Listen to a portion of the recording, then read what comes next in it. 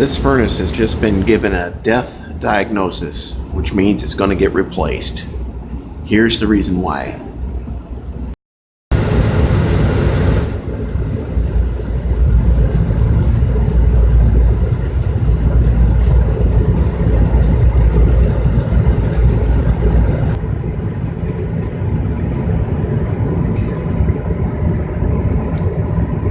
You can see the surface of this firebox is already at 268 degrees and rising. I've seen it go over 300.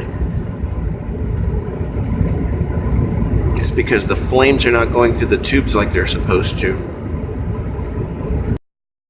Definitely a fire hazard, and probably a carbon monoxide hazard as well, although a detector has not gone off yet.